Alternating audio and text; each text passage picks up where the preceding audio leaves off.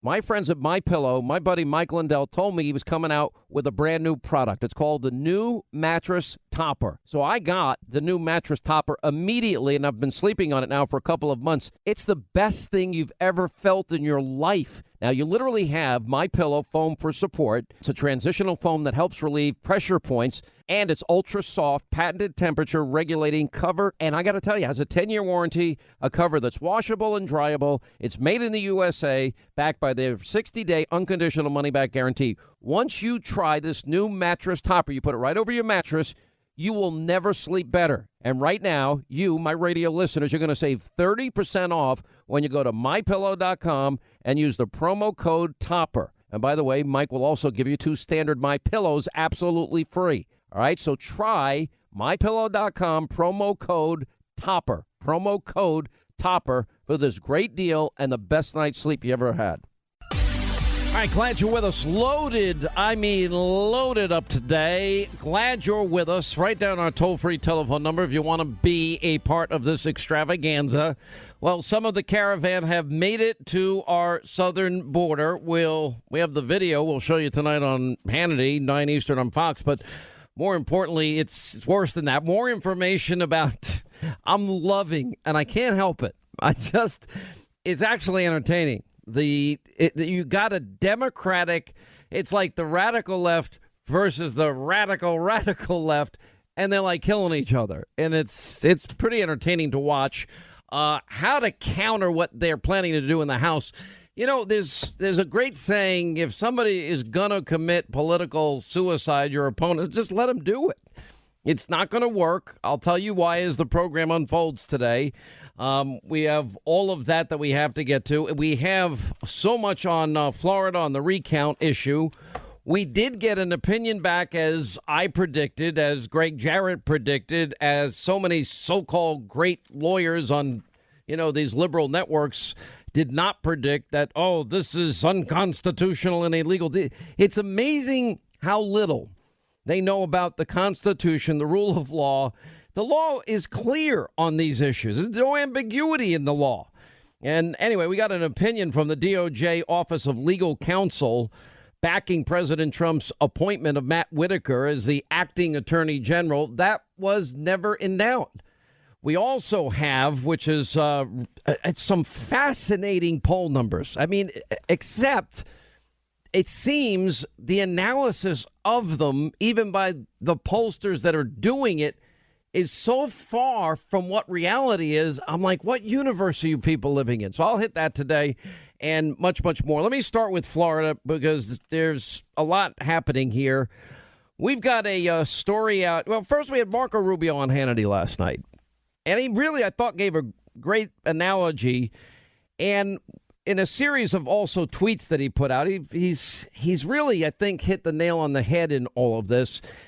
And he's saying that what the Democratic lawyers are actually asking a judge is to change Florida election laws after the election in order to steal the Senate and the governor's seats. But it's actually more than that. And Dan Bongino will talk about the commissioner of agriculture. The one person won that race. That has flipped. Now we'll see. And by the way, they can't even do a recount in Palm Beach County. Apparently their machines overheated. How does this go on from 2000? After everything we went through in 2000, scattered, smothered, and covered. If you don't know what that is, you've never eaten at the greatest restaurant ever. It's called Waffle House. Actually, Linda, we dragged you to a Waffle House for the first time. That was your first experience, wasn't it? It sure was. It was. And did you... Now, Linda only drinks things that are disgustingly green, have kale in it, or the most disgusting orange soup, whatever that thing is that you're usually pouring down your... Whatever. I don't think everyone thinks it's disgusting. It is so gross. I look at it, I'm like, you're going to eat that? Everything you eat, it's the same thing. Well, I'm going to live for, a very long time, and you're going to go die in the woods. I've already given up any hope of a long life. I've just adopted the whatever's going to happen. I'd work out like an animal, but, I do it because I like it. I don't know if that's going to... I work out like an animal, too. I just eat healthy and fill my body with protein. Well, I don't eat... I try not to eat a lot. I don't overeat. I do eat salad, which I hate, but I eat it. Or Greek salad is... I actually like that the best with feta cheese, so that's fine. I don't think cheese and iceberg lettuce qualifies I eat a lot of protein. Salad, I eat meat. vegetables, and I'm really good, except when I get pasta in front of me. God help me, because that's my favorite dish of all time, and I can't ever eat it because it's just you get bloated and What heavy. is it, spaghetti and meatballs or lasagna? I like it all.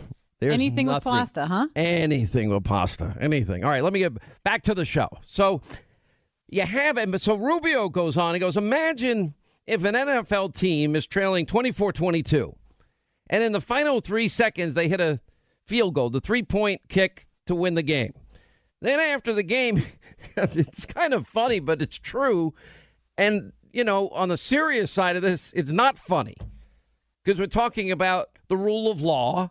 I mean, how many times do I have to go through the list of laws broken here and not abided by, and the trouble that has existed only in 2 counties? It always goes back to Broward, always goes back to Palm Beach County, the most liberal Democratic counties of the 67 in Florida. Those 2 counties, 2000, 2004, 2012, 2014, 15, 16, 17, 18, all problems. Broward County. I mean, it's unbelievable. But imagine you kick the 3-pointer to win. You're trailing 24-22, and then after the game, some lawyer is arguing for the losing team to get a judge to order the rules be changed so that the second field goal is only worth 1 point, meaning you'd lose 24-23 instead of winning 25-24. He said, well, that's how the Democratic lawyers plan to steal the Florida election. And, for example, he goes on, Florida law requires voter signatures on mail ballots that they match the signature of the voter. But Democratic lawyers are now asking a judge to throw that law out and force Florida to count ballots with signatures that don't match the voter signature on file. That's a little scary, but that is where we are, unfortunately. Politico has a story today that we've got to pay a lot of attention to because it looks like the fake, fraudulent media that claims to be fair never is, and they're as aligned with the Democrats and hoping the Democrats win. They're as invested as anybody else, and we saw that in the lead up to the election. But the Florida Department of State last week is asking federal prosecutors to investigate the dates that were changed on official state election documents. The first voting irregularities it is flagged in the wake of the 2018 elections. Now, remember, Pam Bondi was on last night on TV. Marco Rubio was on. Now we have a criminal investigation ongoing. I'm not going to anticipate what's going to come out of that. I'm just saying it seems if you're just finding 80,000 votes, it does need to be investigated because every Floridian, it's about the integrity of the entire election. Because I just don't believe mathematically what has happened here is possible. I just don't. I don't think it's incompetence. It's just none of it meets the smell test to me. Anyway, the concerns, back to Politico, which department says can be tied to the Florida Democratic Party, center around date changes on forms used to fix vote-by-mail ballots sent with incorrect or missing information, known as what they call cure affidavits. In other words, documents used to fix mail ballots were due no later than 5 p.m. on November 5th, the day before the election. But affidavits released on Tuesday by the DOS show that the documents from 4 different counties said the ballots could be returned by 5 p.m. on Thursday, which is not accurate. And DOS officials have repeatedly told the media that the monitors that they sent to Broward County saw no election fraud. It wasn't until Tuesday that the office revealed publicly that it had turned over information to federal prosecutors. By the way, I am hearing, these are Hannity sources, there's a lot of stuff being handed over to prosecutors in now this criminal investigation ongoing. I mean, a lot. Now, the records released by the DOS, which is part of Governor Scott's administration, point the finger at the Florida Democratic Party. This is Politico. This is not Hannity. And political parties can get a daily list of who had their mail-in ballots rejected, and political parties or anyone else can also get publicly available cure affidavits and send them to voters who had mail-in ballots rejected and encouraged them to fix their ballots. Anyway, in an email chain released by the Department of State's Tuesday document dump, you have the Citrus County Supervisor of Elections, a woman by the name of Susan Gill, last week telling DOS officials that a voter who received one of the cure affidavits with the wrong date had also received a call from a number identified as the Tallahassee office of the Florida Democratic Party, and an indication the party was reaching out about her vote by mail ballot. When I called it, it's the Democratic Party of Florida, she said in an email to DOS officials. She went on to write that she thinks that the incorrect date was used because whoever sent the cure affidavit mixed up the deadline for cure affidavits with the deadline for provisional ballots. But she said a bigger problem is the fact that they actually changed one of the DOE forms. Whoopsie daisies. And that change to an official election form was what state officials turned over to federal prosecutors. And another email included the DOS document dump, including correspondence with another county supervisor of elections, a guy by the name of Paul Lux, Okaloosa, I think is how you pronounce the county, who said that he believed the affidavits were from the Florida Democratic Party.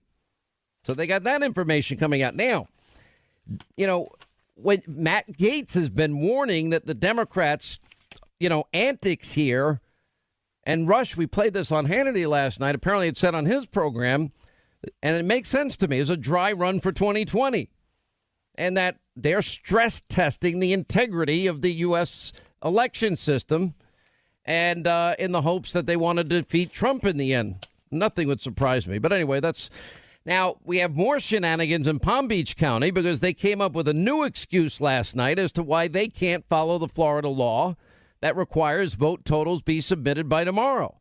And the county's old counting machines, apparently, they say, overheated and gave incorrect totals, forcing the county to restart their recount of about 175,000 early votes, according to their supervisor of elections. And the department has flown in mechanics to repair the machines. What is their political affiliation? Anyway, they said on Monday that they're not going to be able to meet the 3 p.m. Thursday deadline imposed by the state. And on Saturday, state officials said Florida's 67 counties had to recount the more than 8 million ballots cast. That's for U.S. Senate, governor, agriculture commissioner, etc.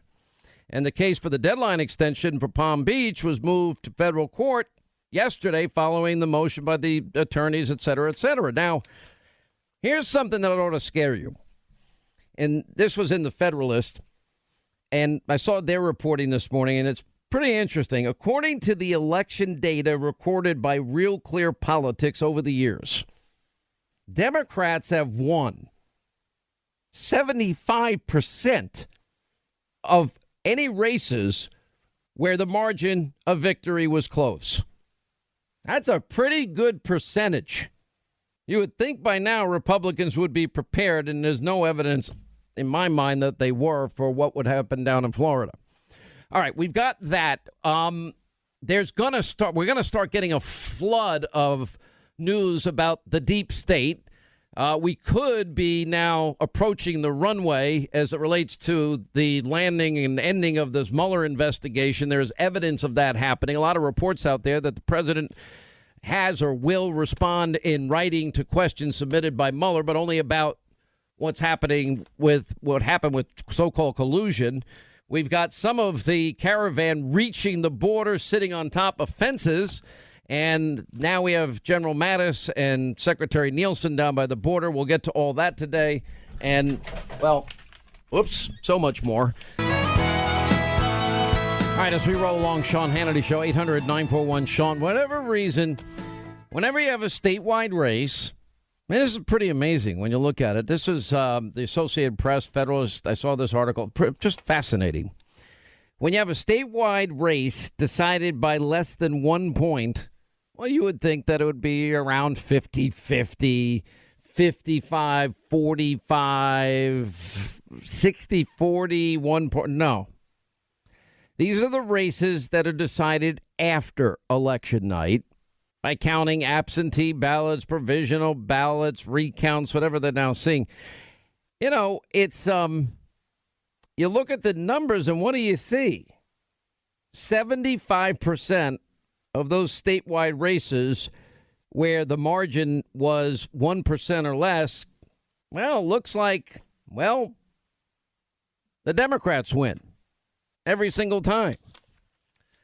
All right, we'll have a lot on this as the program unfolds. We've got other big stories we're following today. One, now we have the caravan migrants, many of them making it to Tijuana, the first wave from Central America.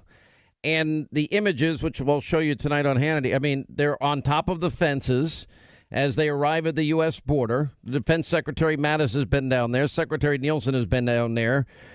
Fox 5 San Diego is reporting, that some have been crawling through openings in the fence, then running back to the Mexican side of the border when Border Patrol agents start approaching. Border Patrol releasing a statement that said that they believe some at the fence are members who were traveling as part of the caravan that originated in Honduras. We'll get to that. Also, the Mueller probe was about to heat up big time. We'll give you the latest details on that. Also, Michael Caputo weighs in. We have the latest on your fake news left-wing media that we will be talking about. And, Robert De Niro's lost his mind. All right, 25 now till the top of the hour. 800-941-SEAN if you want to be a part of the program. All right, so saw this on the first thing in the news this morning. The first wave of migrants from Central America, the caravan. Apparently they got rides somehow, according to some of the reporting. Anyway, and you see many of them.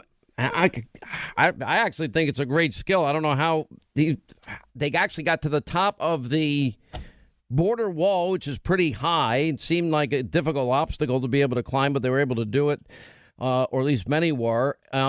And then, of course, people climbing the fence, sat on top of it. Others jumped and crawled through openings in the fence, running back to the Mexico side when U.S. Border Patrol agents approached. According to Fox 5 San Diego, Border Patrol releasing a statement. They believe that these were members of the part of the migrant caravan that originated in Honduras. Anyway, they reached the border fence in that area. And anyways, right near on the border with Tijuana, they literally now are there. And, what's going to happen? Now, it's been amazing to watch liberal commentary about a lot of different things. And one of the things I watched is, well, Fox and the president used this caravan fear for election purposes. No, that wasn't it at all. I mean, what was the idea if you have, and there were many varying estimates, 7,000, 14,000, 10,000, 11,000. I've heard all sorts of, it's a big caravan. We've heard at different points, some have turned back. There was one report from Mexico that said that some criminal elements had actually mixed in with those seeking asylum for legitimate purposes. Even if we assume 99% just want to come here, have a better life, etc. We have laws in this country. We are a constitutional republic. We have American sovereignty. We have borders. And we saw what happened at the southern border of Mexico when the fences were knocked down and people just charged across the border into Mexico. And at that point, nobody in Mexico was able to or had the desire to stop them from coming into the country. One of the things I have said, if we had a border wall, this would be of no concern. To not deal with it early on and prepare for any potential similar situation evolving would be negligent, I think, on our part. Because if you assume that the majority of people, which, look, I haven't been to the border so often, and having witnessed up close and personal, I'll give San Diego as one example, that I'm on one side of the border. I can see right across the other side of the border, there's poverty. Horrible poverty. There's no opportunity. you know that then on the San Diego side, you've got $1 million, $500,000 homes and above. And I think if I'm on the side where I can't get a job and there's no economic activity and things aren't, no opportunities for my family or my future, my kids and their future, I'm going to look over at that beautiful country on the other side of the fence and say, I want to go there. But the problem is, America, what if we let this happen where you have thousands of people arriving at the border and what we saw at the southern border of Mexico unfold here? That's not good for anybody, because the president's determined that people respect our laws and sovereignty. And of course, there was some 300 people identified within the caravan that don't have our best interest at heart and have backgrounds and records that would concern the American people and our security and our safety. But the thing is, if you have the wall up, there's no confrontation, there's no issue, there's no problem. And it would force people to go through the process legally. When you talk about a wall and you talk about a door within the wall, well, the door means then you're going to have to follow the process that so many others, millions of others, have followed to get into the United States of America. Now there's going to be a big fight in Congress. The big fight in Congress is going to be, well, how much money will they appropriate this year in this lame duck session? Now, Richard Shelby is the Senate Appropriations Committee chairman, told the Washington Examiner today when asked about funding the wall, as lawmakers now are returning for this lame duck session. We ought to try to resolve it, he said. I'm going to meet with the president and with Mitch McConnell. McConnell said that he plans on seeking $5 billion for the wall. So far, we've spent about $3.5 billion. And Shelby had appropriated another $1.6 billion for fiscal year 2019. Democrats, I doubt, are going to want to fund any of this in any way, shape, manner, or form. Although apparently Kristen Sinema is saying that she would work with Republicans on the wall. We'll see how that all works out in the end.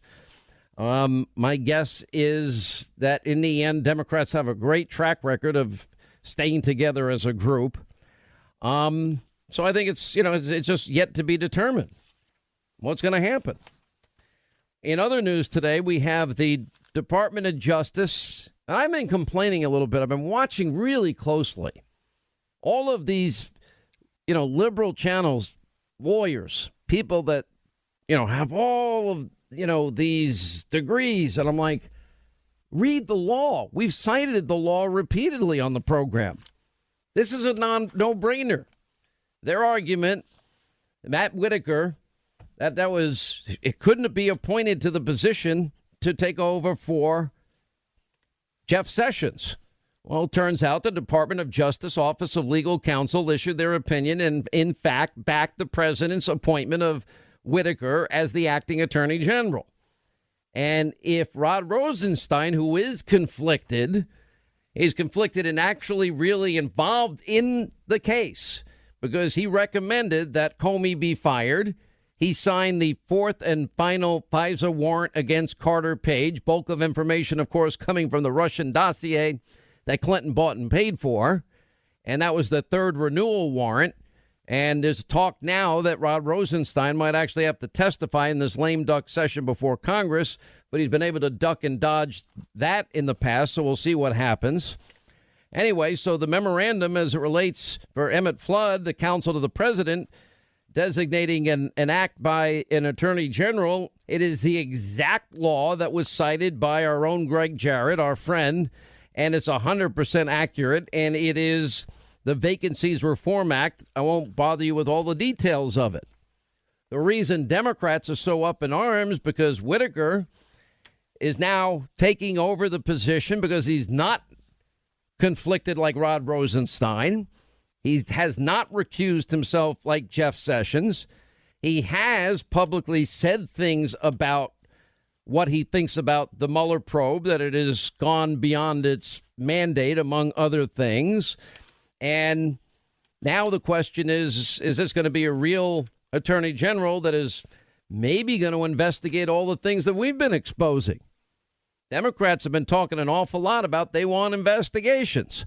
All right, well, we can investigate whether or not there was an exoneration of Hillary Clinton before an investigation, because there appears to be evidence that would support that, because they were writing the exoneration before they ever interviewed Hillary or 17 other key witnesses. Then we can get into whether or not there is a violation of having a server in a mom and pop shop bathroom closet, and whether or not when you have classified top secret special access programming information, well, we've gone over extensively on this program about the Espionage Act and how that would be illegal. That would also be a question for James Comey and the leak that he had to his friend, the Columbia professor, that gave it to the New York Times, that ended up for the purpose of getting a special counsel appointed. And then while we're at it, we might want to look into some real Russia, quote, collusion, and that would be the Hillary bought and paid for dossier with money that was appropriated and funneled through a law firm, I assume labeled as a legal expense, considering all the financial issues that Robert Mueller has brought up as it relates to Manafort, Cohn, and others. Then maybe we'll find out if that money was then, which we know was then handed over to Perkins Coie, an op research firm, which resulted in the hiring of Christopher Steele, a foreign national. But foreign nationals aren't supposed to influence our elections, so we have been told. And then, of course, the dossier, which was full of lies and misinformation and propaganda, and how that information, the bulk of which became the basis for FISA warrant applications against Carter Page, some 4 of them. And it was, if that's the bulk of information, then I would argue that an investigation could be made into whether or not a fraud was committed upon the court, the FISA court judges that were overseeing that case, whether or not the unverified, uncorroborated dossier was in fact also used to propagate lies to the American people in the lead up to the 2016 election. That would be election interference. That would be purposefully disseminating propaganda materials to the American people. Then we could find out to the extent that maybe through circular reporting that could have been used as a strategy to get Mueller appointed in the first place, kind of what Comey's goal was. We know we have 25 people between the Department of Justice and the upper echelon, not rank and file, FBI guys, most of whom I know that are just aghast at what happened at the top levels. But we know that all of those guys that, you know, well, we have how many fired and how many resigned and demoted, and now how many criminal investigations are ongoing. So that's an interesting thing, too. So we'll find out. On other matters, you know, this is pretty interesting to me. We have a majority of swing state voters support the president's immigration agenda. That's why the Center for American Progress and John Podesta said, don't talk about immigration. You know, everybody's talking about, well, Donald Trump, well, this was not a blue wave. You want to talk about a red wave? 1994. Bill Clinton's first midterm, he lost 8 Senate seats, lost. 52 House seats, lost. First time in 40 years, Republicans in power, won. Obama's even worse. In his first midterm, 2010, 6 Senate seats, lost. 63 House seats, lost. I'm looking at a poll by Monmouth University Polling, and I don't want to get too deep into the poll because I really agree with some of their analysis of the poll, but, you know, that's up for dispute, discussion, how you interpret these things. And the president's approval rating has stayed consistent throughout March of 2017 to where it is now. As a matter of fact, he's still at his high water mark. He's at one of his lowest numbers in terms of disapproval. Congress, well, they've been vacillating between 17 and 23% approval rating. Now, when you think of that in the context of what the election results said, well, Republicans had 44 people resign or retire in the House. That makes it hard because you have all these no-name, have no clue how to campaign Republicans running. And then the Republicans also brought a lot of this on themselves. A lot of people are angry with them. Why? They didn't repeal and replace Obamacare as they promised. We got close. John McCain was the final vote against. We know what happened. We know the history, but they did get the biggest tax cuts. we did get rid of all those regulations. We see an economic boom, especially when you compare the economy now to what it was under Barack Obama. Things are a lot better. It's just going to be very interesting to watch all this. Now, all these people that people now want to make a decision what 2020 is going to be like. I'm telling you right now, don't waste your time. Because what happens between now in the next 2 years and November 2020 is going to be profound. Democrats, if they follow through on their stated agenda, and that is if they misinterpret how the election results. Remember, Trump picked up 3 Senate seats here. Clinton lost 8. Obama lost 6. Clinton lost 52 House seats, and Obama lost 63. I mean, if they overreach, which I can guarantee you they're going to do, it will have a massive impact on 2020. But we'll see. The best thing they could do would be to work to make the country continue the economic growth, make the country better. Want to know why Bill Clinton got reelected? Because he worked with Newt Gingrich. Gingrich pressured him to follow his agenda, and the American people benefited. All right, a lot to get to. Dan Bongino, we're going to go back to Florida when we get back and what's going on down there. Darrell Issa, I feel so bad for the people of California. I mean, this is really bad. Wall Street Journal confirming what our own Joe Bastardi said yesterday about, we got 130 million dead trees in Florida and California, not allowed to cut them down. I just want to save lives first, and then we'll discuss, what we need to do to prevent this from ever happening again. Billions of dollars in destruction, lives lost, 50 lives, people missing. It's scary. All right, Dan Bongino at the top of the hour. I love, so Amazon, one of the places they picked now, they're going to move to New York City, or Long Island City. They're getting $1.28 billion from the city, $1.71 billion from the state. There's projected tax revenue increases, 25,000 jobs. What about every other company, though? I believe the law hasn't been followed from the beginning. Those early votes, the last time they were cast was the Sunday before the election. By law, those are supposed to be downloaded and sent to the state by 7:30 p.m. on the night of the election. And then you have to process the absentee ballots, the mail ballots that had come in before that time. And then there's always some that come in Monday and Tuesday before the election. Those should be shortly thereafter. They didn't follow any of that. There's always additional votes added to every county because people are voting from overseas or because you haven't fully processed all the ones that you had by 7:30, but you're supposed to update that every 45 minutes. They didn't do that. We know, for example, that as part of Broward County's vote count, it includes at least 19 people who were disqualified from voting by their own canvassing board, who they only took the ballots to after being forced, after being caught, and we don't know how many others that may have happened in. And now we know they didn't start the recount, the machine recount, until this morning. After everybody else started Saturday or Sunday, Miami-Dade is almost done. So it's irregularity after irregularity. And as far as stealing is concerned, let me just make this one point on that.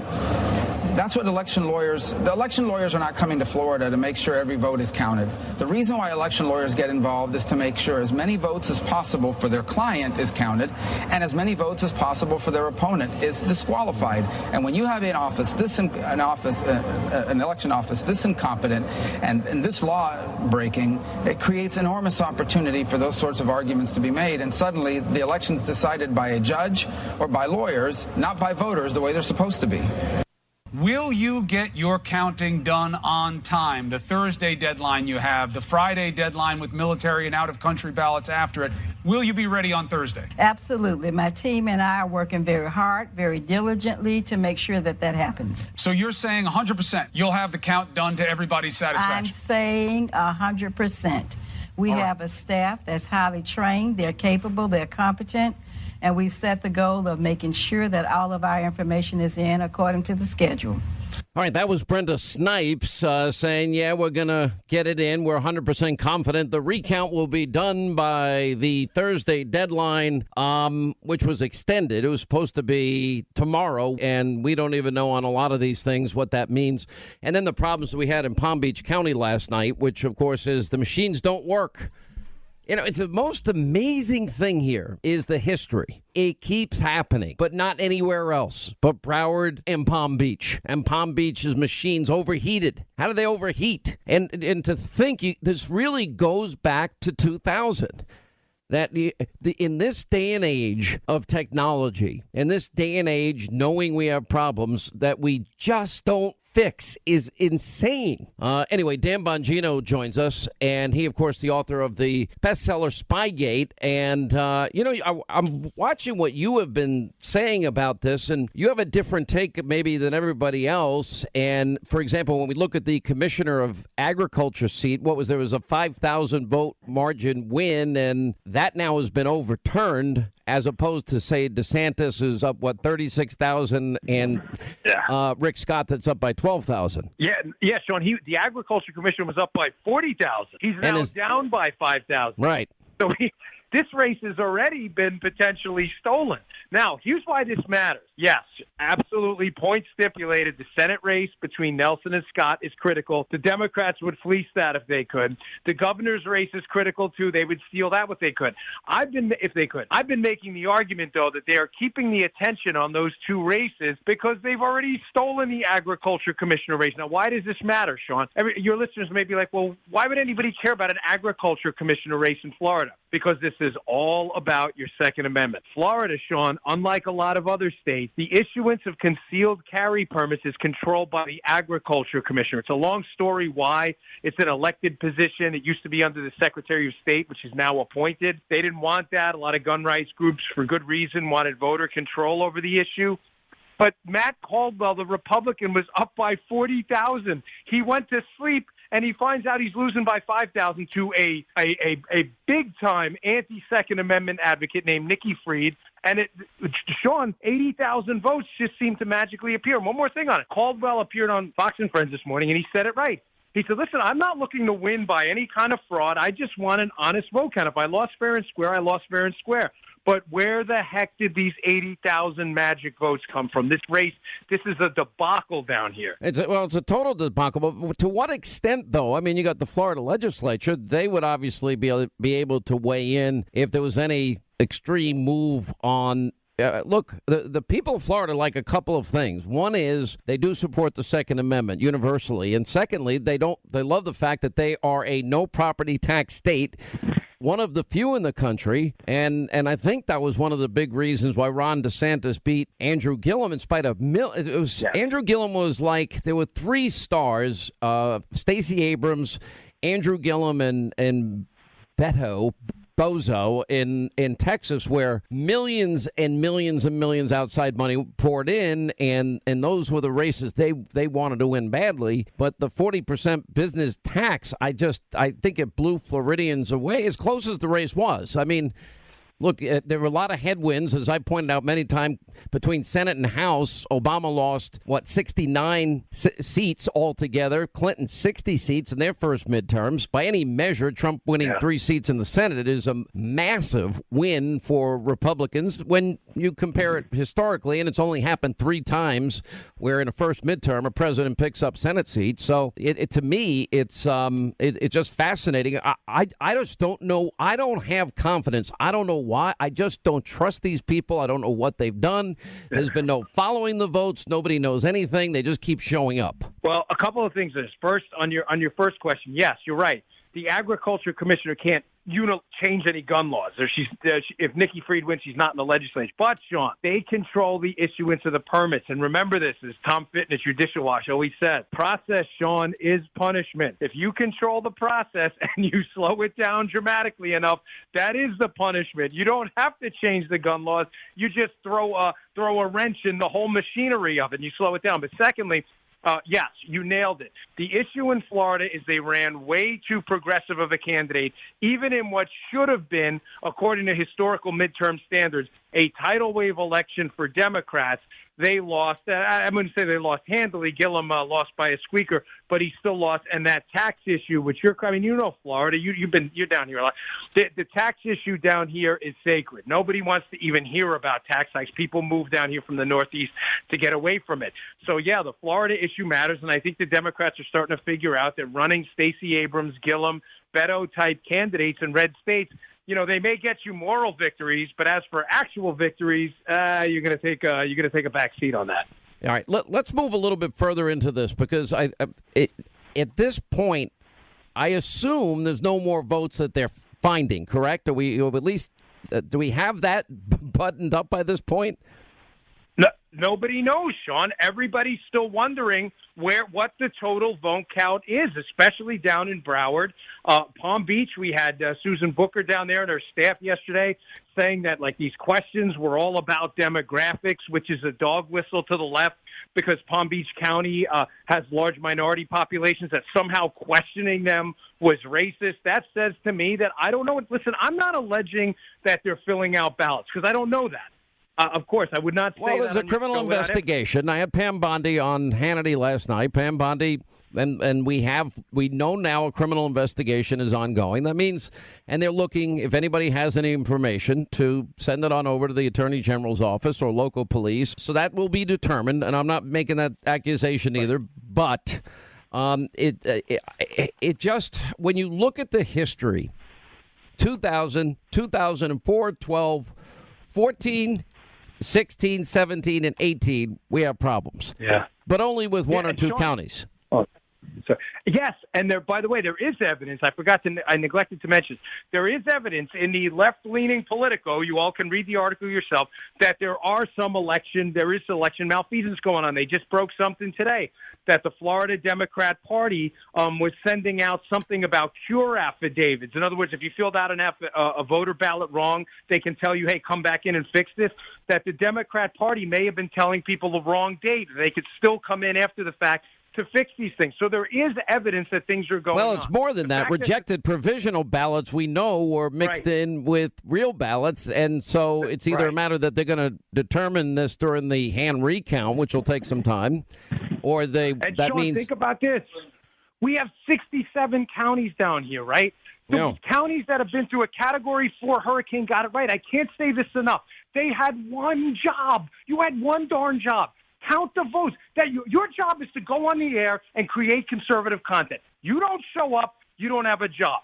Your job as Brenda Snipes and Susan Booker was to count the darn votes. How do you screw this up? This is one of those, I'm scratching my head, how are they still employed right now? You only had one job. So this is unforgivable right now, and it's really a black eye on those two counties.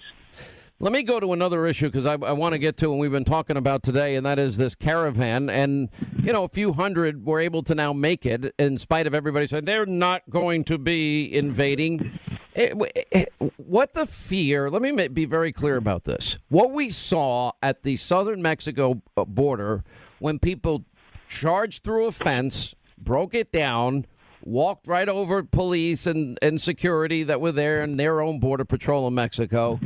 Well, the president was saying he doesn't want that to happen here. And we've had estimates anywhere between 5 and 7 and 15,000 people. Anyway, so the first couple of hundred now have made it to the border. And in Tijuana, we'll have the video on Hannity tonight. And we're watching the people there. And I'm just wondering, even if they go through a port of entry, as they, I guess, are being told, and don't enter illegally, but they apply for asylum, how many asylum seekers are we going to be able to take in?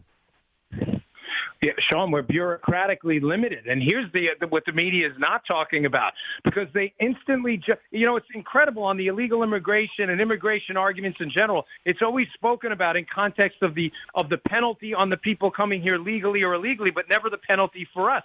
One of the things they're leaving out of this, which I'm getting from my CBP friends, is they said, hey, Dan, I got a few emails on this. They said, you don't understand all of these assets being reallocated, even if, Sean, and that's a big if, they do it at ports of entry, which would be the process. Many of them are claiming they aren't. Even if they do that, these are Border Patrol assets and other assets that are being allocated there towards points of entry that should be patrolling other areas of the border. The media is conveniently leaving that out because they don't want the American people to know that. We don't have unlimited government resources. This is a zero-sum game, and that conversation is sadly... My fear has always been, believe it or not, for safety and security of innocent people, probably the 99% that just want a better life. I don't blame them, but we have laws. We are a constitutional republic. We have sovereignty. It's got to be respected. The process, if you want to come here, has got to be done legally. And I don't think that's hard to comply with. I just think that if you have a situation where a lot of people were to charge across the border at once, it is so unpredictably dangerous for everybody. Who wants that? Now, if we did have the wall built, nobody would be in danger of any kind. And that's why I have and continue to support the wall. You can put a door in. You can change the laws. You can do whatever you want at that point. I think vetting people's a smart idea because there are a lot of bad people in the world. And I also think that making sure people that do come here are able to sustain themselves and take care of themselves should be a requirement. And I don't think that the people with the toughest laws against illegal immigration are Mexico. It's so ironic. All right, stay right there. Dan Bongino, by the way, his book is a bestseller, Spygate, former Secret Service agent. All right, as we continue, Dan Bongino is with us. His best-selling book is Spygate. I wonder, I'm looking at this public poll by Monmouth University, and I look at the numbers, and I don't particularly agree with their analysis, but if you're looking straight at the numbers, the president's approval ratings have been remarkably consistent. I mean, and he's now around at the high where he's been and approving of the job that he's doing as president. You look at Congress, it's a 23% approval rating. Congress has had a problem. When the Democrats go all in, hate Trump investigation, maybe impeachment, how does that end for them? Oh, that'd be a disaster. I mean, listen, let's be candid, Sean. We've seen it before. I mean, you were on the radio, I believe, when Republicans went through it with Clinton. Listen, I'm not defending Bill Clinton. Don't take this the wrong way. I'm simply suggesting that American families who take their kids to baseball games and work for a living and put in a few hours overtime so they can take a vacation really don't care about investigations on conspiracy theories like Russian collusion that never happened. And what's interesting, Sean, is they didn't really even seem to care about the Clinton impeachment trial, even though that stuff actually happened. So I'm not here to give the Democrats lessons on how to win, but I can tell you right now, if they invest 2 years in a ridiculous witch hunt Senate impeachment trial on Donald Trump for conspiracy theory, phantom collusion, they got another thing coming in the 2020 election. I think Trump should pray for that. It would be the worst thing possible. Well, maybe Hillary, too, we've been hearing. All right, Dan Bongino, thank you for being with us. Appreciate it. Now that the Russia probe has heated up and, well, it looks like the Mueller probe is also winding down and the president answering questions via, I guess, mail or what do you call it? I guess through his lawyers or written answers versus any type of testimony or subpoena. So we have the answer to that question and much more. We'll continue. Sean Hannity Show. Quick break. Right back. We'll continue. The president has to work with people that tell him the truth. And if he hasn't told the truth, it is absolutely essential that that be known. If he has told the truth, he just has to come and say it. Wow. Yes or no? Subpoena Rod Rosenstein. If he doesn't show up, subpoena him. If he doesn't show up, hold him in contempt. If he doesn't show up, demand that the president, by definition, make him ineligible to serve. It's very important. You cannot have the four leaders of Congress, the President of the United States, these five people, and not have the voice of women, especially since women were the majority of the voters, the workers in campaigns, and now part of this glorious victory. When I came to Congress, there were 12 Democratic women. I said, we have to change this. Now we'll have close to 90. All right, 25 now till the top of the hour. It's amazing to watch the absolute chaos emerging and the intramural fighting emerging within Democratic ranks. And, I told you about the political story yesterday where Nancy Pelosi is making gender the central part of her bid to reclaim the speaker's gavel. It's not a fait accompli in her case at all. I think it would look ridiculous if we win back the House, have a pink wave with women and who have brought back that we have brought back to the House. Then you're going to elect the leader and you're not going to elect the leader who led the way. And Politico's headline is Pelosi warns against ousting a woman, talking about her. And then you got the protesting with Alexandria Ocasio-Cortez in Pelosi's office, right outside of her office, which was pretty amazing. Joining us now, Darrell Issa is with us. Want to talk to him about this and the deep state investigation, which I think will stop under the Democrats. They will try and go Russia-Trump collusion for the next 500 years. But anyway, Congressman, good to have you on the program. Why did you leave? You're one of, 44 Republicans retiring? Well, it was time. When you're reauthorizing your own legislation, you probably should go to do something new. I served for 18 years, and leaving at some time should always be a choice. So I've been nominated to a position in the Trump administration. I'm looking forward to that. What is the position? How did I miss that?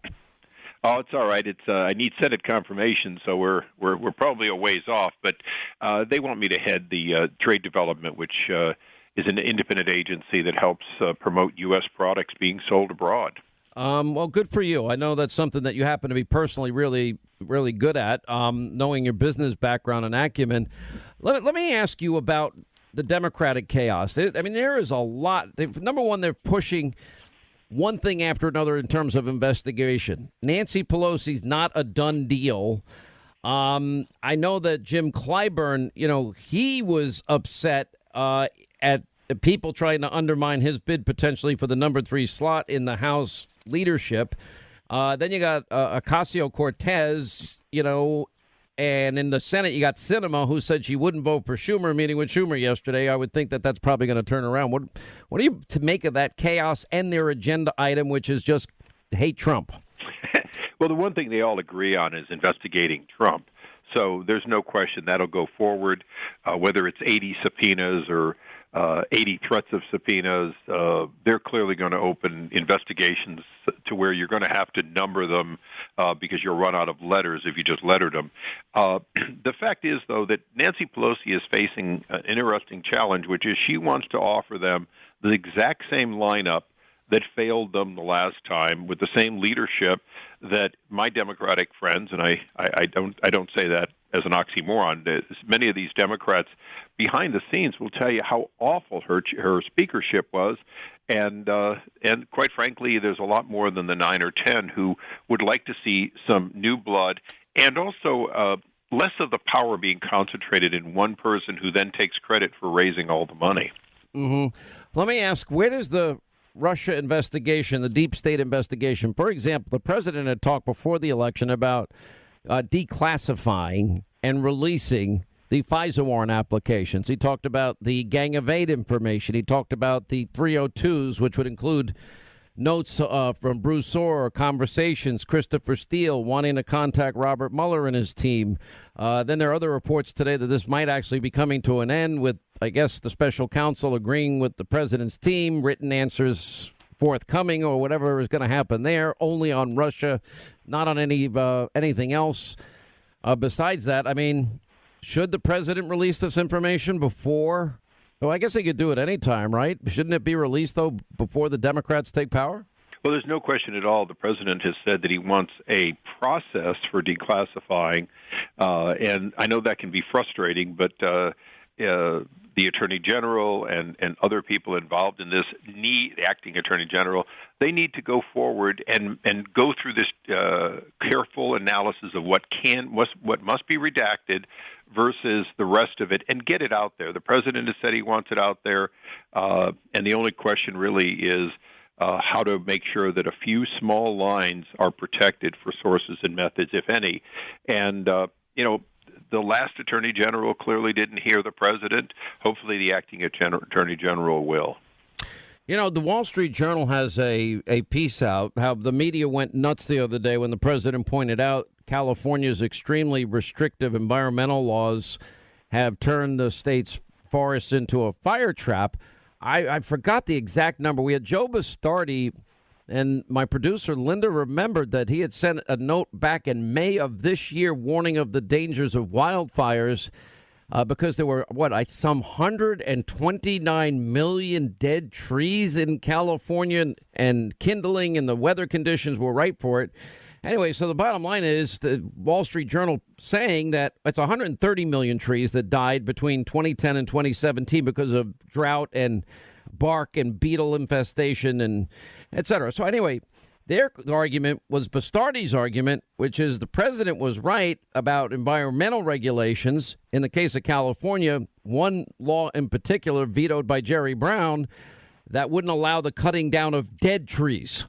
And that was a big mistake. What are your thoughts on it? And more importantly, I'm concerned about human life. I think we've lost 50 people. We have a couple of hundred missing, billions of dollars in property damage. I watched this. My heart aches. I lived out in California. I don't know if you know this, for 5 years. And are we going to be able to get these fires out and then, of course, discuss these issues? Well, the president was right to say that California has to be more aggressive in preventing fires, because the loss of life, particularly in the Camp Fire fire, is in fact the result of a very fast-moving fire that had unlimited fuel. And the president's right, but, for my entire 18 years in Congress, we've been providing money to California, which it doesn't go very far, and it doesn't clear very much in the way of this growth that then leaves us with the kind of fuel that says once a fire starts, it is going to be hopeless to get it under control.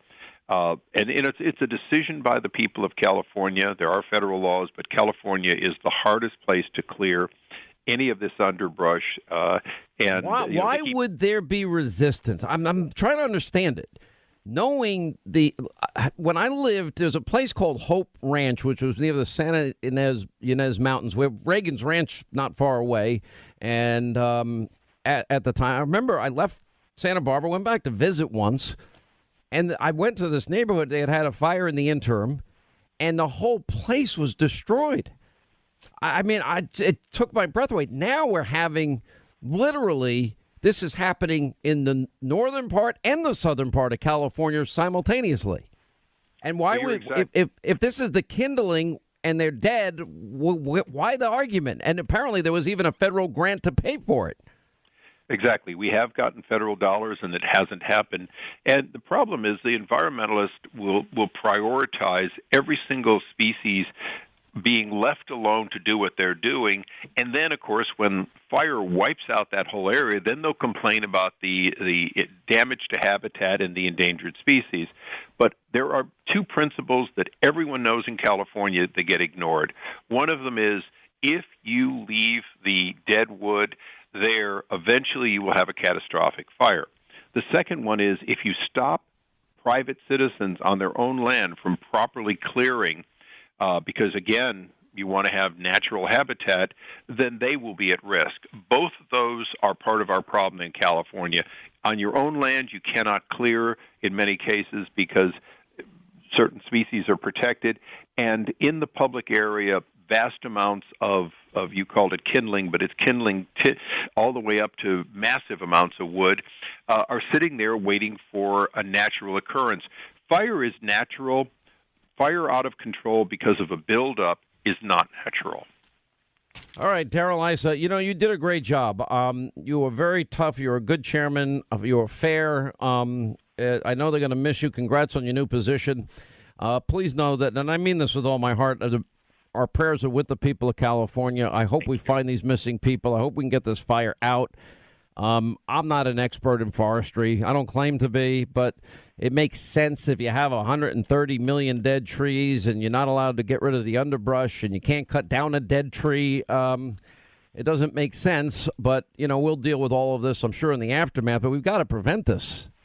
I mean, absolutely. Wasn't that Smokey the Bear? I mean, and I'm not making light of it because it's so horrible, but all right. Thank you. Appreciate it, Congressman. God bless you. And always good to have you. All right, as we continue, let's get back to our busy telephones here. 800-941-SEAN if you want to be a part of the program. All right, David is in North Carolina. Apparently his heart is troubled.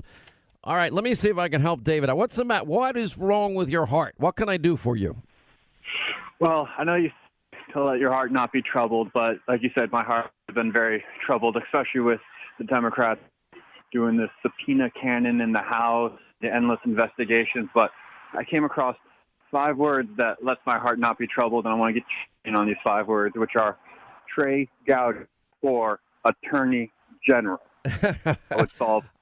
I don't know who the. You know what? I've always liked Trey. At times he surprises me. I'm not sure where he's coming from. I have nothing against him. He's smart as a whip. I don't know what his plans or his future are. But look, let me go back and give some perspective.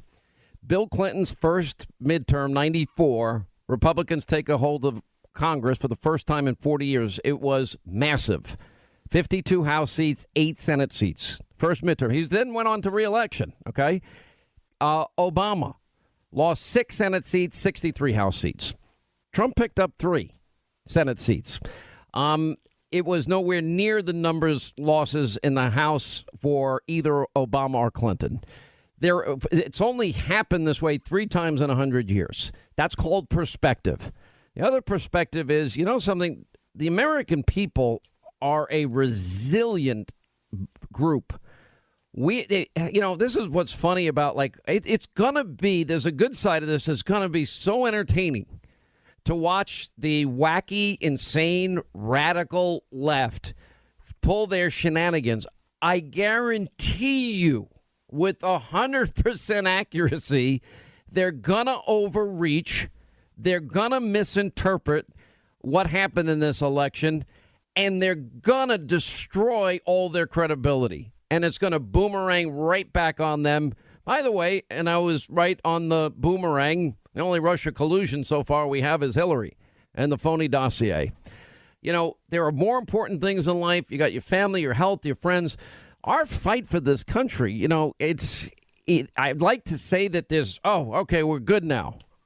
It never ends. It's a battle. There are people that have a very different ideology than we do, say. And it's our job to just fight every day. And you know what? What have we proven? Obama failed. Trump's conservative policies are working. So I think the American people are going to see that, don't you? I do see that, but I think there's a part of it where Trey Gowdy can actually bring trust and back to the FBI and DOJ, and we can get to the bottom of what happened to those 33,000 emails. Maybe get to the bottom of Peter Strzok and Lisa Page. Now, if not him, remember the DOJ Office of Legal Counsel issued an opinion backing Matt Whitaker as the acting attorney general. I told you that was going to happen. Greg Jarrett told you, and everybody else was wrong. And I'm just telling you, we'll find somebody. I would think the president will get that right. That's my guess. Quick break. All right, we'll come back. We'll continue. 800-941-SEAN. Amazing Hannity tonight. Tell you about that in a second as we continue. You have to make sure it doesn't get lost. That's really the first priority for us. It's the reason people voted to put us in the majority, is to put forward a positive agenda. And, let's face it, the investigations are sexy. They're interesting. You bring witnesses before the Klieg lights, people tune in. Mm-hmm. The legislative process is less so. It's much less dramatic. But nonetheless, in terms of importance to the American people, making sure that they can provide for their families, that they can get health care, they can keep their health care, that has to be priority number one. But we are going to need to ruthlessly prioritize on the Intel Committee, which investigative threads we go down, but among the committees also, and we've already started that process. All right, there's Shifty Schiff, who I think is like the biggest liar in the, all of Congress. Anyway, a lot of developments. It's been a while now. We've been obviously busy with the Kavanaugh hearings. We've been busy with the election. We are busy with the recounts. We're busy with a lot of different things. By the way, News Roundup, Information Overload Hour. We're going to get to your calls, final half hour. Promise, 800-941-SEAN if you want to be a part of the program. We now have counted some 100 investigations, subpoenas that Democrats, this is all, everything they hid during the election, this midterm, now is rolling out there pretty much like we said it would, which was really does highlight the importance of the president going out, fighting so hard, picking up Senate seats in North Dakota, Indiana, Missouri, Florida. it makes a big difference. It makes a huge difference, as a matter of fact, because, and then not losing as many seats in the midterm as, say, Clinton did in his first midterm or Obama in his first midterm, because this is all they've got. This is all they seem to get. Jerry Nadler announcing an investigation into Trump's criticism of the Russiagate probe. The same people that are saying, whoa, Jim Acosta has a First Amendment right. This is what the media is saying. I'm like, well, doesn't the president have a First Amendment right? I didn't know it was a constitutional right to actually be in 1600 Pennsylvania Avenue. And when the president answers your question and says enough and you decide not to abide by it, I didn't know that was the right.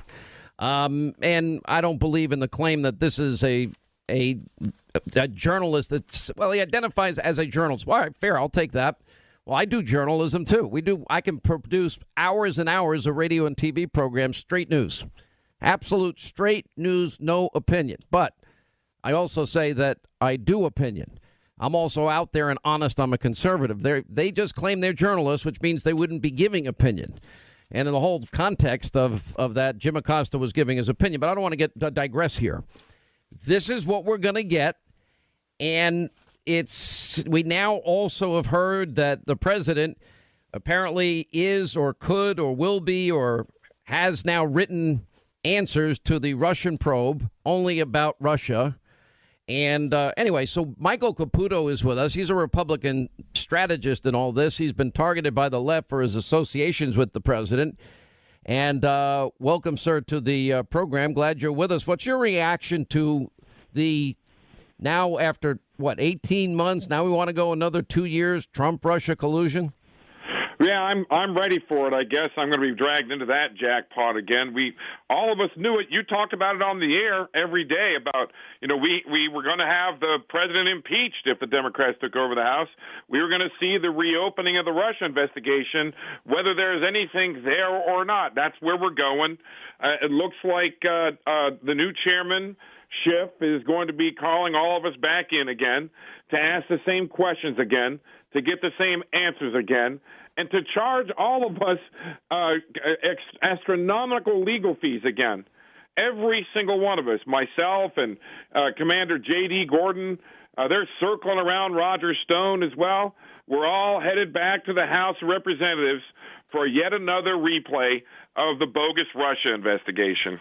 Well, the amazing thing to me, and I still, I think it is such a glaring example of pure and utter complete hypocrisy of both the media and the Democrats, especially in light of Hillary Clinton, exonerated without being investigated. We have a dual justice system. Then, of course, the whole Russia probe begins, started by the same people that think that, 100 to 1, 100 million to 1, nothing. I think that Hillary should win, and obvious bias against Donald Trump. But then again, she pays for a dossier through funneled money through a law firm to a group, an op research group, to a foreign national. Russian lies, never verified or corroborated, but it was propagated before the election in 2016. Why? To hurt Trump. Lies, Russian lies paid for to influence the election and the electorate, and then also a fraud committed on a FISA court, and then through circular reporting, then used to ignite the push to get the special counsel, and that happened. But so far, what do we get? We get, okay, you lied on a loan application, you didn't pay your taxes. I mean, and then indicting people that you're never going to get to the United States. And even indicting people for lying and making deals with Michael Flynn. And neither of the FBI agents that interviewed him thought in any way that he did anything wrong. That's where we're headed back to? That's where we're headed back to, of course. And you've been talking about this before. Jeannie Rhee, this longtime Clinton legal hitter, she's now in charge of the investigation and prosecution of the president's longtime advisor, Roger Stone. Let's just face it. There's no more illusions here. All the disguises are off. We've got a long-time Hillary Clinton hitter coming out to go after Roger Stone. She was seen in the grand jury room by Stone's lawyer, Tyler Nixon, when he was testifying recently. You talked about this all the time on the air. Ree's in charge of the Stone investigation. She donated, $16,000 to the Democrats, defended the Clinton Foundation in a racketeering lawsuit, defended Hillary Clinton in a 2015 lawsuit that sought access to her private emails, and those emails are at the center of this entire investigation. Let's just say it. All the disguises are off. This is political at its core. Well, I guess the question to me is, at what point does somebody say you can't bankrupt all these American people if you're going to be answering the same questions over and over again? General Flynn, one of the reasons I don't think a lot of people know that he had to, cop this plea when neither of the people involved supported or thought he was lying is because he was a military guy. 30 years of service. Now, when you work in those types of service jobs that you want to serve other people, you forego a lot more money in the private sector. I think teachers often do that and are often underpaid. Policemen often do that to serve, often underpaid. Firemen, same thing. Now the guy's faced with, I got to take a mortgage out of my house or I'm going to lose my house and I just can't afford to fight anymore. And a lot of people end up in that situation. It is expensive. If I asked you how much you paid, there were people that worked for Donald Trump, I'm sure, that paid more money in lawyers than they actually did in terms of what they were getting paid. They worked for free or paid to work in the White House. Who's going to ever want to do that job? Well, I never made a nickel off the Trump campaign, and I'll tell you, look at Commander J.D. Gordon, who was the national security advisor to the president during the campaign. He's been in front of more I've been in front of the Senate, the House, the Mueller team. He's been in front of more committees than I have, and we understand he's going back in front of the House Intelligence Committee because Representative Schiff needs some more camera time. Commander Gordon, he's living on a military pension. I mean, a lot of people that are caught up in this jackpot are just middle class people. I live in a little village, Sean, right outside of Buffalo, New York. We have cobblestone streets. My office is above the shoe repair parlor. I make Buffalo money, and I've got deep into six figures of legal fees. And Roger Stone, he isn't a part of this administration. He never made a nickel off of the campaign, and he's going to have over $1 million in legal fees when Jeannie Rhee, the Clinton hitter, finally brings him in. By the way, he said to me, in spite of people's perceptions, he's not a wealthy guy. It's like the Martha Stewart syndrome. If you can't get somebody on the underlying crime, you get him for lying to the FBI. Well, then the advice for anybody has to be never talk to the FBI, because if you do and you legitimately don't remember something, and if they want to get you, they'll just say, well, this text from 400 years ago says that you did say that. You're done. And then at that point, then you're in legal jeopardy, which would go against the instincts of good Americans that would want to help the FBI. I want to help the FBI. My whole family's from law enforcement. Well, it's true, Sean. It's a perjury trap, as they say. I didn't want to believe that in the weeks leading up to my time in front of the Mueller team. But, George Papadopoulos, his country failed him. It really did. And his name has become a verb. They tried to Papadopoulos me, and it looks like they Papadopoulos Jerry Corsi.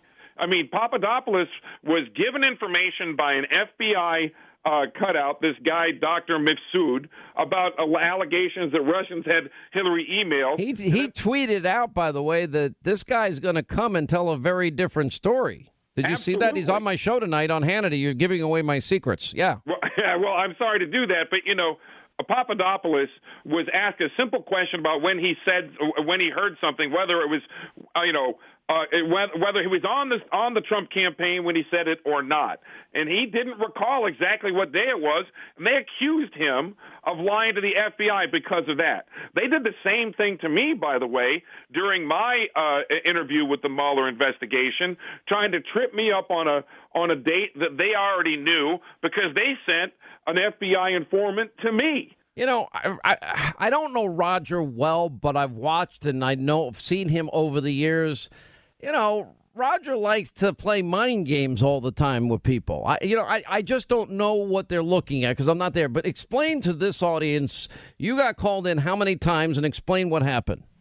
Well, I've been called in front of the House Intelligence Committee, the Senate Intelligence Committee, and the Mueller investigation. I got called in once. How many people? Let's talk about the Mueller investigation. Who was in the room? How many people, and how was it? I had one prosecutor, one investigator, and two FBI agents, one on either side of the prosecutor. His name is Zelensky, young fella. And then me and my attorney, Dennis Vacco of Lippis Mathis, who was the Attorney General of New York State. And they told me to not expect to go out to dinner. We were going to have a long, long day. We came in at noon. I went in there, sat down with them, was completely forthcoming, and at one point they asked me about whether a Russian had ever come to me and offered me information about Hillary Clinton. I said, yes, in fact, it happened once. And this guy came to me, and I sent him over to Roger, and Roger rebuffed him. And at that point, they tried to get me nailed down on when that conversation happened. An immaterial telephone call I had, 45 seconds at length at the most, and they tried to nail down what date that was, something I hadn't even thought of in over a year. And by telling me what date, they knew because they had Roger Stone's text messages. They knew exactly when it happened. They tried to trip me up and tell me that I lied to them about when that conversation took place. My attorney, Dennis Vacco, looked at them and said, gentlemen, my client is being completely forthcoming here. I think you need to move along. And there was a pregnant pause, and they moved along. And then, of course, expecting 6 hours. By the way, if you asked me who was on my program last Thursday, I couldn't tell you in a million years. Absolutely. Now, if you ask me about Obama's record or Reagan's record, I can give you verse and chapter. I don't know what that says about my. I mean, there's so many texts, and I couldn't imagine having to remember a date on anything. All right, we're going to take a quick break. More with Michael Caputo on the other side. And your calls at the bottom of the hour. An amazing Hannity tonight. Speaking of Papadopoulos, he will join us, among others. And, of course, the latest on the recount. And the Democratic infighting is actually getting entertaining. 9 Eastern on Fox. 800-941-SEAN, toll-free telephone number. We'll continue. Michael Caputo is with us. He's a Republican strategist in all this. He's been targeted by the left for his associations with the president. And here's the thing. Yeah, they're coming to the dead-end alleyway of the Russia collusion delusion. And at the end of that alleyway stands Roger Stone, who they believe coordinated in some way with the Russians and the Trump campaign. And there's absolutely zero proof of it. So they're trying to trip up Jerome Corsi to through this, probably it looks like some kind of a perjury trap to get him to say what they need anyone to say about Roger Stone so they can haul him in. I got to run, but I will say the last thing. There are some really good prosecutors. They get some really bad people. It's unnerving in the United States, especially when you consider all of the Clinton dossier issues, which we're going to get back into in very big detail soon, and all the corruption that took place. But when, we always hear prosecutorial discretion. The ones that do that are smart. But if you're out there just to trap people, that is such a scary scenario abuse of power to me. And what you're describing sounds like it. But I got to run. Michael Caputo, thank you. People who enter the United States without our permission are illegal aliens, and illegal aliens should not be treated the same as people who entered the U.S. legally. The president's decision to end DACA was heartless and it was brainless. When we use phrases like undocumented workers, we convey a message to the American people that their government is not serious about combating illegal immigration. Hundreds of thousands of families will be ripped apart. If you don't think it's illegal, you're not going to say it. I think it is illegal and wrong. Tens of thousands of American businesses will lose hardworking employees. And the argument there, Mr. President, is Americans don't want to do the work. We just can't find American workers to do the work. Mr. President, that is a crock in many instances. It's just not true. In my view, Trump's decision to end the DACA program for some 800,000 young people is the cruelest and most ugly presidential act in the modern history of this country. I cannot think of one single act which is uglier and more cruel. We've got to do several things, and I am, adamantly against illegal immigrants. People have to stop employing illegal immigrants. Come up to Westchester, go to Suffolk and Nassau counties, stand in the street corners in Brooklyn or the Bronx. You're going to see loads of people waiting to get picked up to go do yard work and construction work and domestic work. This is not a problem that the people who are coming into the country are solely responsible for. They wouldn't be coming if we didn't put them to work. My proposal will keep families together, and it will include a path to citizenship. The number of immigrants added to the labor force every year is of a magnitude not seen in this country for over a century. If this huge influx of mostly low-skilled workers provides some benefits to the economy as a whole, it also threatens to depress further the wages of blue-collar Americans and puts strains on an already overburdened safety net. Immigrants aren't the principal reason wages haven't gone up. There are those in the immigrants' rights community who have argued passionately that we should simply provide those who are illegally with legal status, or at least ignore the laws on the books and put an end to deportation until we have better laws. But I believe such an indiscriminate approach would be both unwise and unfair. It would suggest to those thinking about coming here illegally that there will be no repercussions for such a decision. And this could lead to a surge in more illegal immigration. These are students, they're teachers, they're doctors, they're lawyers. They're Americans in every way, but on paper. Those who enter the country illegally and those who employ them disrespect the rule of law, and they are showing disregard for those who are following the law. We simply cannot allow people to pour into the United States undetected, undocumented, unchecked, and circumventing the line of people who are waiting patiently, diligently, and lawfully to become immigrants. Real reform means establishing a responsible pathway to earn citizenship. Oh, they all sound like Donald Trump. Amazing how people change and how politics shifts over the years, all for political expediency. All right, glad you're with us. 800-941-SEAN if you want to be a part of the program. I mean, that is such a devastating... Yeah, you look at the approval of Congress here. Do you approve or disapprove of the job the Congress is doing? 63% disapprove. 23% approval. That's pretty bad if you're in Congress. They've earned it, though. And it's all of them.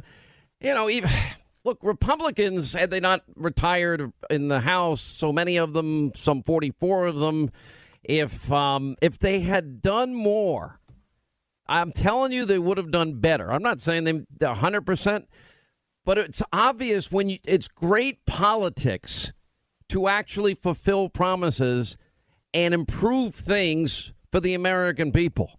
That just is great politics. Those people, they want to cling to power as much as they do. Their ambition is blind. They love being called senator or congressman or governor, and they love the prestige aspect of it. But then all of a sudden, they really like it so much, they don't want to take any chances anymore. Well, I'm not so sure if I really meant what I said on the campaign trail. Or what we discovered so often in this campaign is the Democrats just they didn't want to talk about immigration. They don't want to admit their open borders that they support. They don't want to admit the sanctuary cities they support or the sanctuary states. They don't want to admit, now Andrew Cuomo in New York, for example, I'd support driver's licenses for illegal immigrants. Well, I didn't hear that a week and a half ago from him. It is what it is. It's why people have such a low opinion of people in the political world. They earn it. They earn it every day. And it's just fascinating to watch this. All right, let's get to our busy telephones. Ryan is in New York. Ryan, hi, how are you? Glad you called. Welcome to the Sean Hannity Show. Thank you, Sean. Sean, I am very upset about this caravan coming across the fence is what it was. They were hopping over about 300 of them. And I just don't understand what Kirstjen Nielsen is doing as Secretary of Homeland Security. She's, we don't have our tent sitting up. We don't have the military working to build the wall. And and I don't really know how you stop this caravan of people unless you stop it in Mexico and send troops to Mexico. I just do any leadership coming from Kirstjen Nielsen. I'm not sure who to blame. I really am not. At this point, I think she's done everything she could do in terms of reaching out to her Mexican counterparts and people down there. I'm certain that certain things that they worked on, for example, which happened as we now see a couple of hundred have reached the border and apparently in Tijuana, Mexico, with the United States, and they were sitting on fences. I saw the video being played on Fox throughout the day today, and I'm watching it. But I got to tell you, I don't know the answer. There's got to be a plan. Secretary Mattis down there today was very clear that he's not authorizing the military to be the border patrol down at the border. My guess, my assumption is that they are there, God forbid, if needed, if there was any type of situation where thousands of people at once just wanted to rush into the country, which would be extraordinarily dangerous for everybody on both sides, which is why for the safety, security of all people, I think it's good for America to have that border wall put up. I mean, we know the lessons about human trafficking, drug trafficking, and now it's sort of like when you have that many people that are saying they want to not obey American law, respect our sovereignty, our borders, and they just want to defy it. It gets very complicated if it becomes a showdown. And again, I'll assume that 99% of people are here or in that caravan because they've been told they're going to have a better life in America and they'll be able to live there, where there's hope and opportunity and liberty and freedom and all the things we probably take for granted. But then we have the identification between Mexico and the United States of 300 people that have mixed themselves among the thousands in the caravan that are not good people. And that should scare every American. We don't know anything about them, what their intentions are, what their backgrounds are. That's a problem. Somehow, some way, I will say this. Trump is a man of his word. And if he says he's not going to let them in, I don't think he's going to let them in. Now, what the liberal courts do, you never know. That's a whole different ballgame from my perspective. Anyway, Ryan, thank you. Appreciate it. On the same topic, Patsy in Louisiana. Patsy, hi, how are you? Glad you called. Welcome to the program. Thank you, and thank you for all you do for our military. I have a son that's done 3 tours in the Middle East, but I am so kicked off about this caravan. How can these people say they're coming here for asylum while they're traveling the road to get here? They're burning the American flag. I believe that this bunch of, well, I don't know what to call them even, but they were organized and well paid to make that trip, and they had a lot of help along the way. I think it was Vice President Pence that said that there was support among, I don't know, different groups in Venezuela and elsewhere. I just haven't seen the evidence of it, but that was stated by the Vice President. I've always found him to be an honorable guy. It just, at the end of the day, it doesn't matter. America's got to decide. Are we a nation of laws? Are we a nation that believes in sovereignty, in our Constitution, the rule of law, application of laws, or we're not? I mean, we're faced with this question on so many different issues, whether it's Hillary Clinton or the phony Russia issue, but we'll ignore the Hillary Russian paid for dossier that was used to commit a fraud on a FISA court or whatever it happens to be. Or the Democrats, as I played at the beginning of the segment, they had one position on immigration, then they switch it. They just change it. And they do it for political expediency. And that, obviously, a decision's been made. They think politically, for their own benefit, this is good for them and their party, probably long term. So therefore, the things that they said, not even that long ago, during the Obama years, about immigration that sound just like Donald Trump, and then they turn around and say Trump's policies are racist. I'm like, okay, that makes my head spin. And the media will never call them out on it, but we do. I mean, that's kind of what we all do.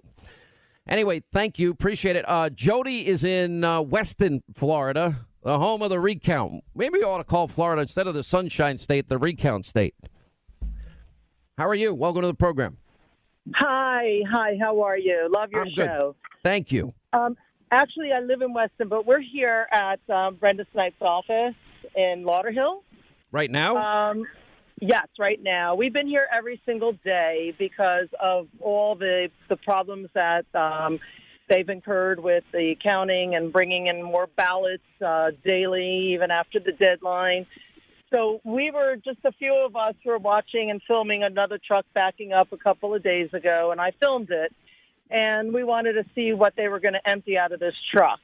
They backed it really close up to the warehouse, so we couldn't see what they were going to be taking out of the truck. Well, that's so it sounds like, by the way, what Matt Gaetz did. Were you thrown out of there as well? No, we were not. We didn't go where he was, but we were here the day he was here, the first day, which was last Friday, after they tried to steal the election from us. So we've been here every single day since then. But what happened was we couldn't see anything that was going on when the truck backed up. So a few of us went out there with our phones to try to film what was going on. And lo and behold, we found these tags, registered ballot box ties, with numbers on them. I've got a gentleman in the car with me right now who used to work with SOE. We're sitting in a private car right now having a private conversation with you. Here's my main question to you. Have you turned all of this over to law enforcement? We know now Pam Bondi, law enforcement of Florida, they are doing a criminal investigation. Pam Bondi is aware of it. FBI is. And we have an attorney. We have an attorney. Yes. How many people are in this car, by the way? All right, I hope we have like beer in the car and a little bit of fun in the car. Listen, here's the thing, and I've had long discussions with Gaetz and some other people. My advice is, if you have anything like this, first of all, it shows what great concern Floridians, Americans, patriots you would be to take your time out of your day to ensure the integrity of the process, as there's no doubt there has been so much that has gone on behind the scenes that they don't want us to know. And I would just say two things. Get it to law enforcement. If you have things that you think will be helpful, evidence, whatever, get it to law enforcement. Another thing I'll say is, as conservatives, I think this is important. We saw what happened to Tucker and Pam Bondi and Secretary Nielsen and Sarah Sanders and Mitch McConnell and Ted Cruz and his wife Heidi. If you're going to be there, I just urge conservatives, just be respectful. Does that make sense? I don't want us to be like them. As Maxine Waters gives out orders, follow them. You create a crowd and you get in their face, as Spartacus says, but you get a crowd and then you follow them into department stores, etc. Little scary stuff. All right, that's going to wrap things up for today. All right, loaded up tonight, we've got Lindsey Graham, Pam Bondi, Newt Gingrich, Sarah Carter, Greg Jarrett, George Papadopoulos, and Austin Goolsbee. We're loaded up tonight in an important monologue. 9 Eastern, Hannity. Hope you set your DVR, and we'll see you tonight at 9. We will be back here tomorrow. Thank you for being with us.